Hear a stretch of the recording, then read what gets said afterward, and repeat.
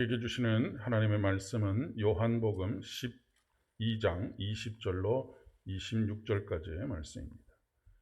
요한복음 12장 20절로 26절의 말씀, 신약성경 167면에 있습니다. 요한복음 12장 20절로 26절의 말씀입니다. 제가 봉독하도록 하겠습니다. 명절에 예배하러 올라온 사람 중에 헬라인 몇이 있는데 그들이 갈릴리 벳세다 사람 빌립에게 가서 청하여 이르되 선생이여 우리가 예수를 배웁고자 하나이다 하니 빌립이 안드레에게 가서 말하고 안드레와 빌립이 예수께 가서 여쭈니 예수께서 대답하여 이르시되 인자가 영광을 얻을 때가 왔도다. 내가 진실로 진실로 너희에게 이르노니 하늘의 밀이 땅에 떨어져 죽지 아니하면 하늘 그대로 있고 죽으면 많은 열매를 맺느니라. 자기의 생명을 사랑하는 자는 잃어버릴 것이요 이 세상에서 자기의 생명을 미워하는 자는 영생하도록 보존하리라. 사람이 나를 섬기려면 나를 따르라. 나 있는 곳에 나를 섬기는 자도 거기 있으리니 사람이 나를 섬기면 아버지께서 그를 귀히 여기시리라. 아멘.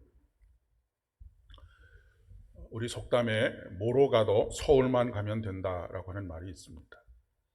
어떤 수단과 방법을 동원하든지 간에 목적하는 바를 이루면 된다라고 하는 것이고 목적하는 바를 이루는 것이 곧 선한 것이다라고 하는 그런 생각입니다.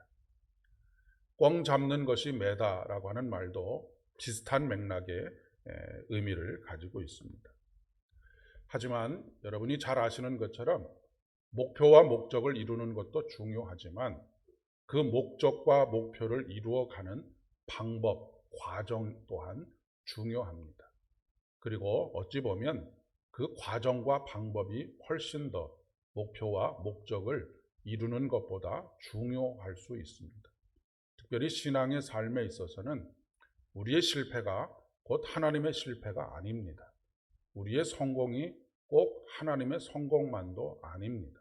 중요한 것은 우리가 매일 매순간 하나님의 뜻을 따라서 살아가는 것, 그 과정이 참으로 중요하다라고 이야기할 수가 있겠습니다. 과정이 정당하지 않으면 그 이룬 바 목표 또한 인정을 받지 못합니다. 운동 경기에 보면 규칙이 있죠. 그 규칙에 따라서 모든 선수들은 경기를 해야 합니다. 마찬가지로 우리의 삶도 하나님께서 정해놓으신 규칙이 있습니다. 그 규칙이 바로 성경 66권에 기록되어져 있는 하나님의 말씀이라고 이야기할 수가 있겠습니다. 그런데 선수가 내 마음대로 내가 이렇게 해서 목표한 바를 이루겠다라고 그렇게 결정하고 아무리 열심히 뛰어가 봐야 결승점을 통과했다고 하더라도 인정받기가 어렵다라고 하는 그런 이야기입니다. 예수를 믿는 우리들에게 꼭 필요한 고백이 바로 이러한 고백이라고 이야기할 수 있겠습니다. 우리 신앙인에게는 살아가는 삶의 여정 속에 두 가지 방법이 있습니다. 하나는 하나님의 방법, 하나님께서 우리에게 허락하신 방법이 있고 또 하나는 사람의 방법이 있습니다. 오늘날 교회가 사회의 비난을 받는 이유는 왜 교회가 하나님의 방법을 따르지 않고 사람의 방법으로 일하느냐라고 하는 것이 아닐까 싶습니다. 신앙인답지 못하다라고 하는 것이고요.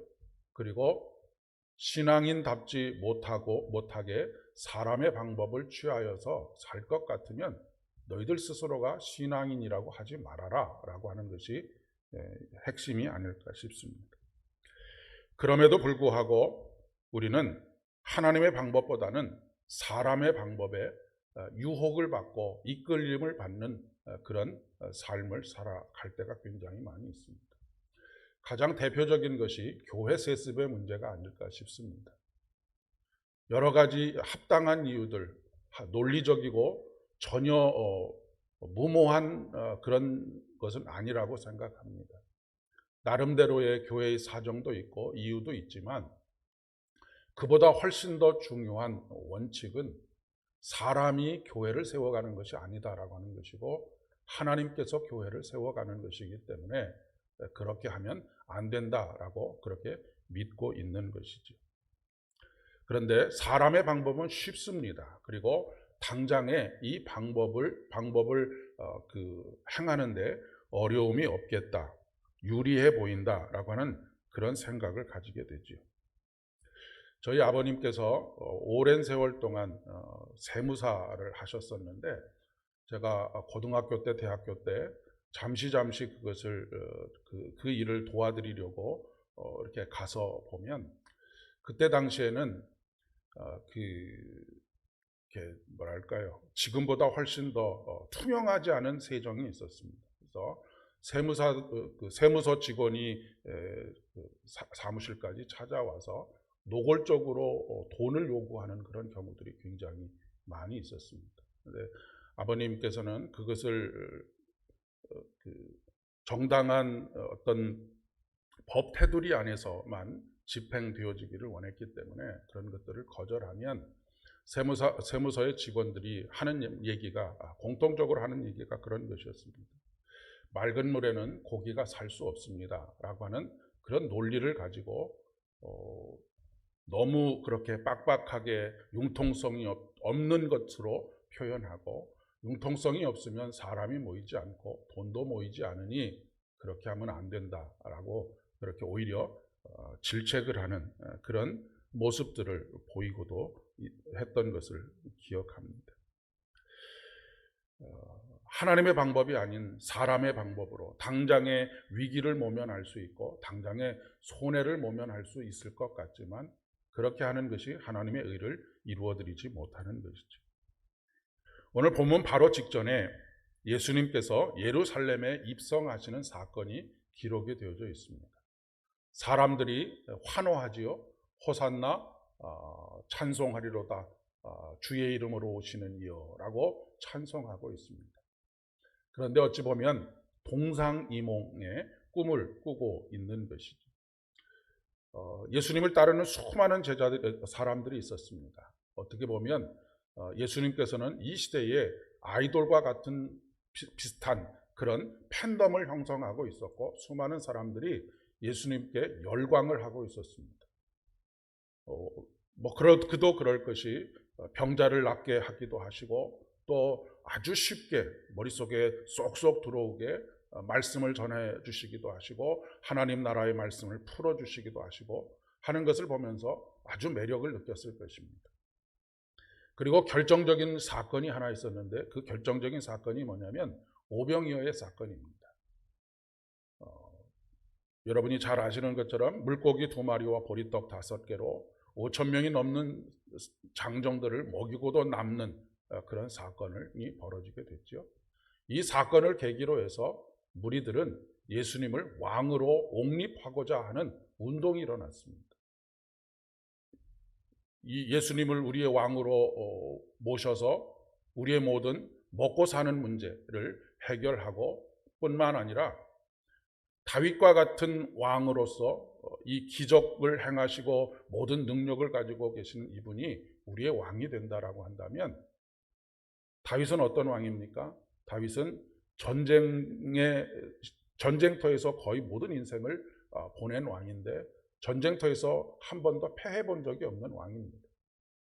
영토를 넓혔고 나라의 기틀을 세웠고 그리고 그로 인해서 나라가 단단하게 그리고 자부심을 가질 만한 그런 나라를 세웠기 때문에 그렇습니다.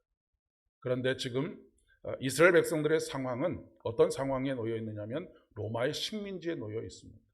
그러니 이 로마의 식민지에서 해방시켜서 자유의 기쁨, 해방의 기쁨을 누릴 수 있도록 해줄 뿐만 아니라 우리의 먹고 사는 실질적인 문제를 해결해 줄 수 있는 오직 유일한 분이라고 생각을 했기 때문에 사람들이 그 옆으로 몰려들었고 그에게 환호했다라고 하는 것입니다. 아마 지금 오늘 본문에서 이 예수님을 찾아온 헬라인 몇 명도 그런 예수님에 대한 인기, 그리고 나도 이 예수님을 따라 다녀볼까라고 하는 생각 때문에 오늘 찾아오지 않았을까 싶습니다. 빌립에게 찾아왔고 빌립이 안드레에게 의논을 하고 또 안드레와 빌립이 예수님께 나아가서 말씀을 그 이야기를 하고 있지요. 그런데 예수님께서는 전혀 지금 뜬금없는 것과 같은 그런 말씀을 하십니다. 한 알의 밀이 땅에 떨어져 죽지 아니하면 많은 열매를 맺을 수가 없다라고 말씀하고 계시는 것이죠. 썩어지는 밀알이 한 알의 밀알이 되기 위해서 이 세상에 오셨다라고 하는 것입니다. 썩어지는 한 알의 밀알이라고 하는 것은 다윗과 같은 임금, 정치적으로, 군사적으로, 경제적으로 나라를 독립을 쟁취하고 먹고 사는 민생의 문제를 해결하기 위해서 그것이 하나님의 방법이 아니라고 하는 것입니다. 그렇다고 한다면 굳이 예수님께서 이 땅에 오실 이유가 없는 것이죠.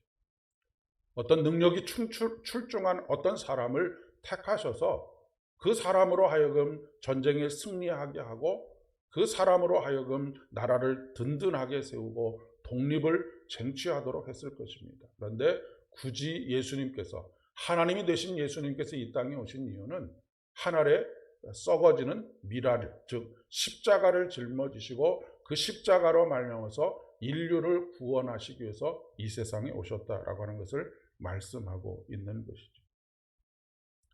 이전에도 그 따르는 무리들이 예수님을 왕으로 삼으려고 했을 때 예수님께서는 적극적으로 왕이 되지 않으려고 하셨다라고 하는 것이 성경의 기록입니다.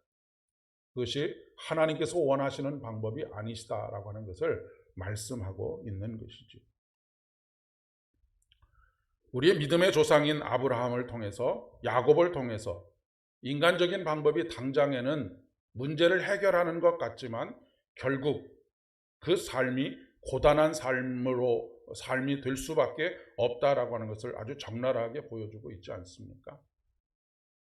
하나님께서 아브라함에게 후사를 주시겠다고 약속하셨습니다. 그런데 아브라함은 그것을 오래 인내하는 가운데서도 끝까지 인내하면서 기다리지 못하고 인간적인 방법을 사용하여서 후사를 얻고자 하지요. 하지만 그것이 지금 수천 년에 걸친 팔레스타인과 이스라엘 유대인들 사이에 분쟁이 되고 그것이 세계의 전쟁이 되고 세계의 갈등이 되고 있는 그런 상황을 초래했다라고 하는 것을 우리가 기억할 필요가 있습니다. 야곱 또한 마찬가지입니다. 야곱은 자신 엄마와 더불어서 꾀한 자신의 방법으로 장자의 권한을 취하려고 합니다. 그러나 장자의 권한은 얻었습니다. 목표는 이루었습니다. 하지만 그의 인생은 고단한 인생이 시작되게 되었던 것이죠. 그는 스스로가 그렇게 고백합니다. 나의 인생이 험악한 인생이었다라고 그렇게 고백하고 있습니다.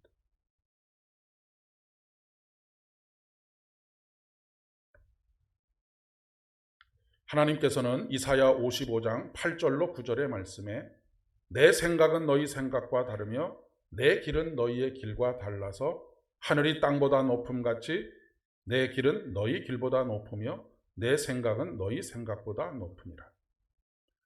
우리가 표현할 수 있는 최고의 차이가 무엇입니까? 천지 차이입니다.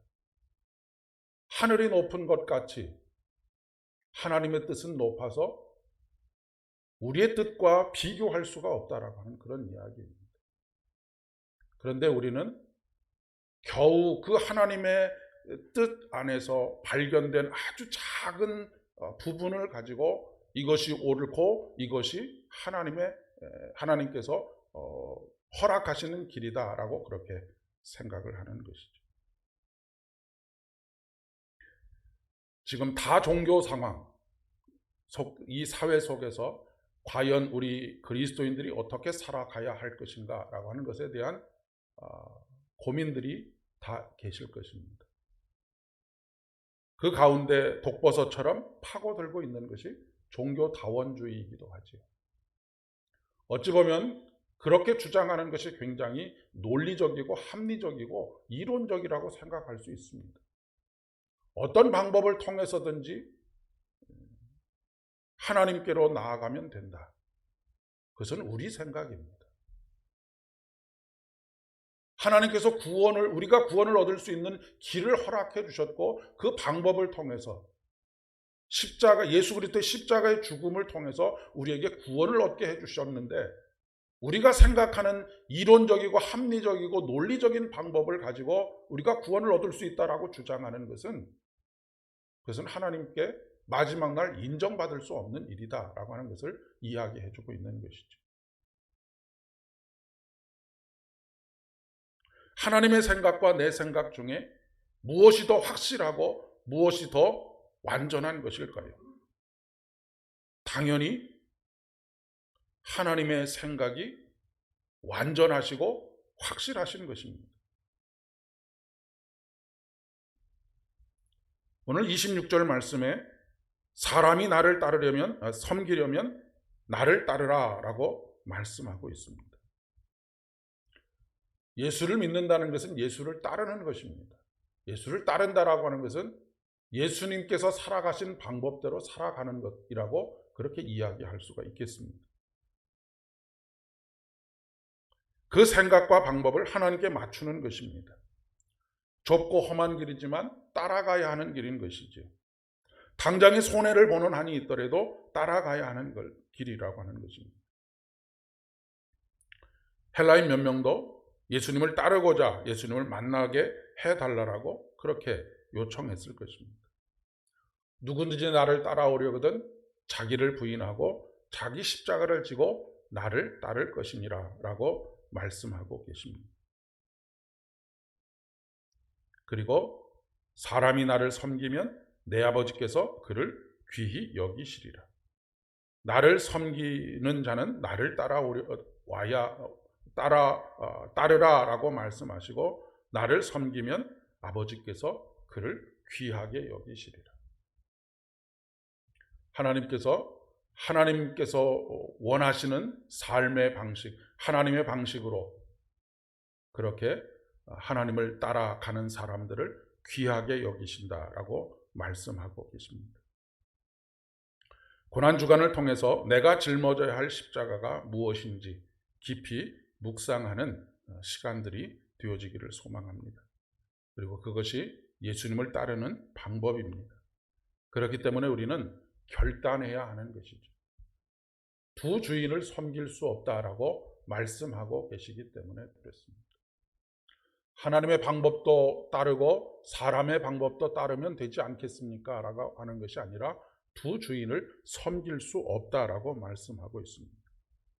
내가 주인 삼은 모든 것을 내려놓고 내 주 되신 주 앞에 나가 내가 사랑했던 모든 것을 내려놓고 오직 주님만 사랑한다라고. 주님을 사랑한다라고 하는 것은 주님을 따르겠다라고 하는 것입니다. 오늘도 저와 여러분의 발걸음이 부족하고 연약하지만, 때로 넘어지고 주저앉기도 하지만, 우리를 곁에서 늘 도우시는 성령 하나님의 도우심과 감동하심 속에서 오늘도 그분을 따라가는, 길 되신 그분을 따라가는 복된 믿음의 여정 되실 수 있기를 진심으로 축복합니다. 기도하겠습니다. 아버지 하나님, 길을 잃고 방황하는 우리들에게 길이 되어 주셔서 참 감사합니다. 늘 세상의 방법에 익숙해 있고 세상의 방법에 유혹을 당하는 우리들인데, 우리가 짊어져야 할 우리 자신의 십자가가 무엇인지를 오늘 깊이 묵상하게 하시고, 그 십자가를 짊어지고 예수를 따를 수 있도록 은혜를 더하여 주시며 복을 허락하여 주시니 진심으로 감사를 드립니다.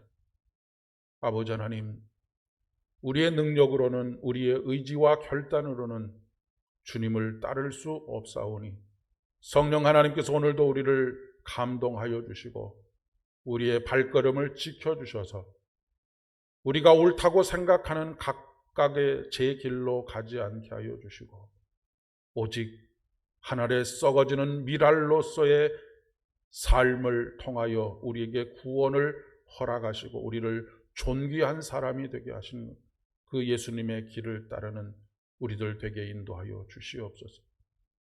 예수를 따르는 삶을 살게 될 때 우리를 존귀하게 여기시고 우리의 길을 형통한 길로 또한 푸른 초장과 쉴만한 물가로 인도하여 주실 줄을 믿사오니 오늘도 그 크신 은혜 넘쳐나게 하여 주옵소서. 이제는 우리 주님 예수 그리스도의 은혜와 아버지 하나님의 극진하신 사랑하심과 성령 하나님의 위로 교통하심이 오늘도 옳은 길, 의의 길을 따라 살아가고자 하는 사랑하는 모든 성도님들의 머리 위에와 가정과 일터와 사랑하는 자녀들과 우리 교회 위에 그리고 오늘 하루 걸어가야 할 모든 믿음의 여정, 삶의 여정 위에 이제로부터 영원까지 함께 하옵시기를 간절히 축원하옵나이다. 아멘.